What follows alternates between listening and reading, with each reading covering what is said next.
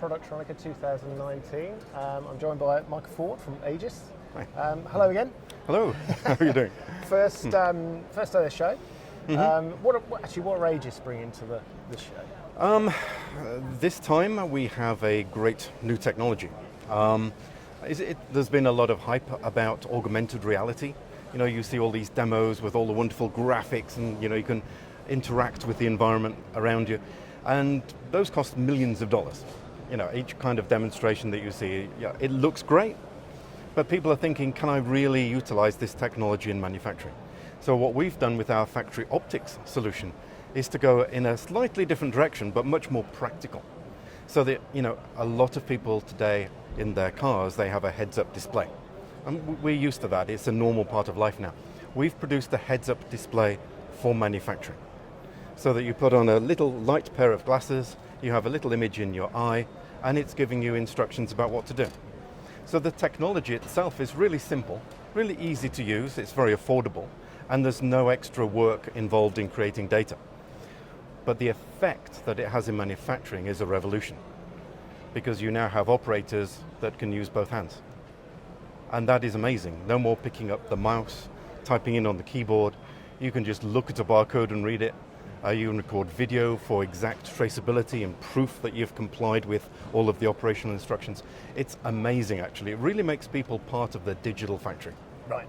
And we've talked about this before, where smart factories probably need a smart workforce now that can be adaptable, that have a core set of skills that can be applied across the board, across all the processes within that factory. I guess this facilitates that. Well, this is it. I mean, you look back 10 or 20 years and operators and engineers are very, very highly skilled and dedicated to a particular process, so that, they are engineered not to make a mistake. But that work is very boring, it's very repetitive, and it's only really suitable for mass production. Because in today's Industry 4.0 world, where customers are changing their mind about what we build almost every day, you have to be adaptable. You have to do whatever the customer needs. And so the people who have the skills in what is not required basically sit around doing nothing. We want to be able to make people able to work in various different operations so that their operational time is maximized. They have a much more creative job to do because they're doing lots of different things, but they're not dependent on that specialist skill. That specialist information is provided in the glasses. And that, like you say, that specialist information, traditionally that's something that's been built up over training and experience, whereas now also the speed of change means that those operators can keep up with information much more quickly. Oh yeah, that's right. And the whole world is now dynamic. A lot of the old industry and industrial engineering things that we used to do was based on feedback from the operators on the line, because they know more about the process than anybody else actually. But their input was always very difficult to get. But now they can just speak into the headset and say, look, I think it would be better to do this here, or I've noticed there's a slight problem with a process that was done beforehand, this needs inspection. They can really become part of the whole process itself. And so that communication, that feedback, really makes them part of the solution for digital factory. Yeah, and increases efficiency, doesn't it? Absolutely. Yeah. Oh yeah. There's going to be, companies are going to have to be accountable for their environmental impacts.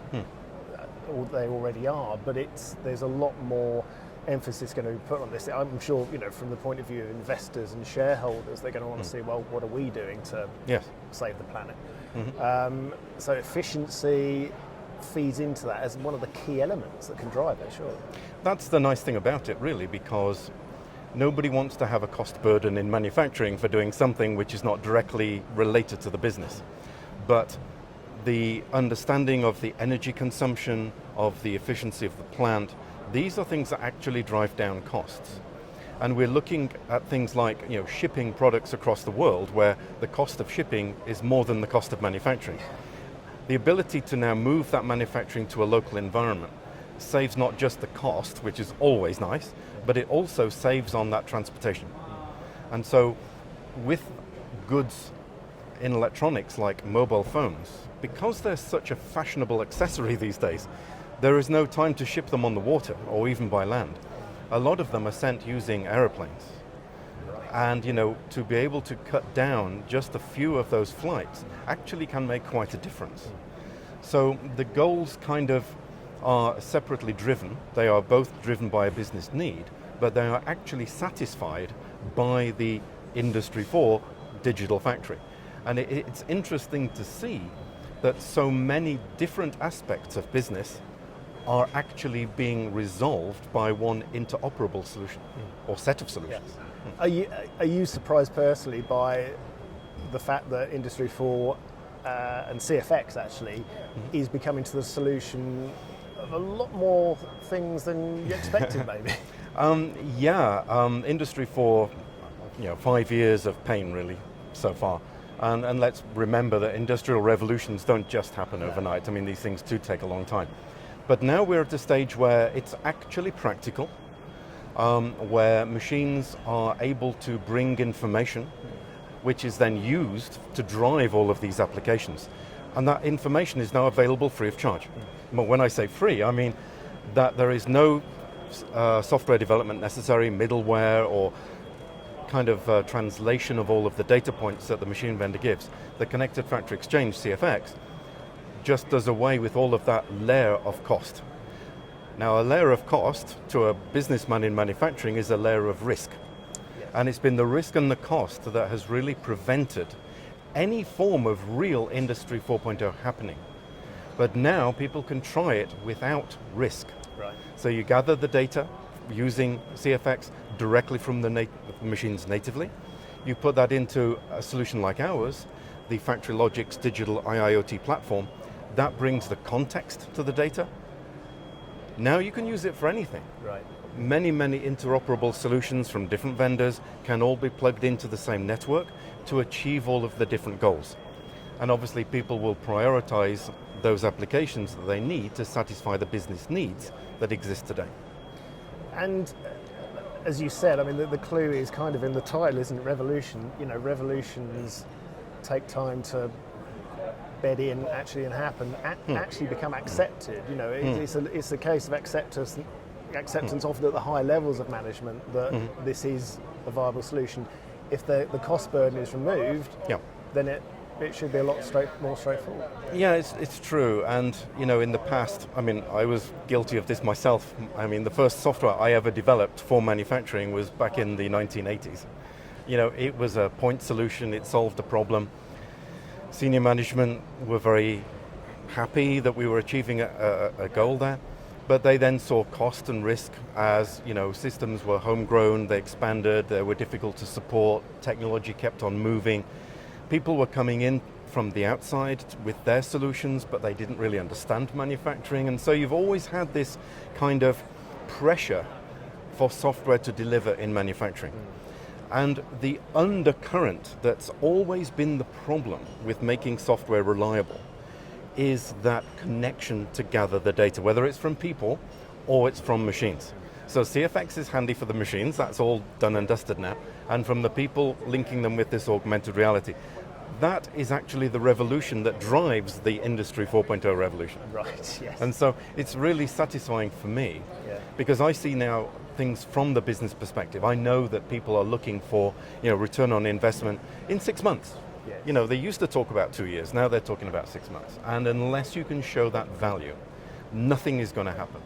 But today, solutions are able to deliver that.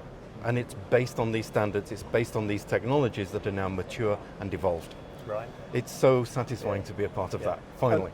And on a simple human level, is it rewarding when you see the light come on in people's eyes when they get it? Yeah. That is really the cool thing, because before Industry 4.0, it was a rare thing that you would make a presentation to somebody and you would see somebody in the audience and just light up. And they would be that person who would go through the organization, planting the seeds of how we can go, and they would make the whole plan going forward. Today, it's not rare. You can find these people. Once people take time to listen, and really that's a problem because there's so much, I would say, rubbish out on the internet and claims from all these different companies. it just makes it confusing. I mean, they're not wrong. I'm not saying that anybody's putting wrong information out there, but it's taking the context of how all of these things work together. And once you sit down and understand how everything is connected and how it works now, then the light goes on. And we're seeing that happen now more and more and more and more. In fact, there are so many projects going on now with the true practical smart factory implementations. I can't even count them anymore. Right. I thought it was going to be like a little snowball and going down building size, but it's more like an avalanche, actually. There's going to be a huge change in what we see as a result of that in the coming year.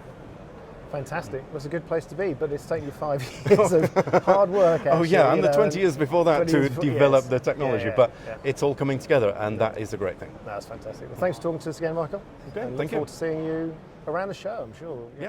See you there.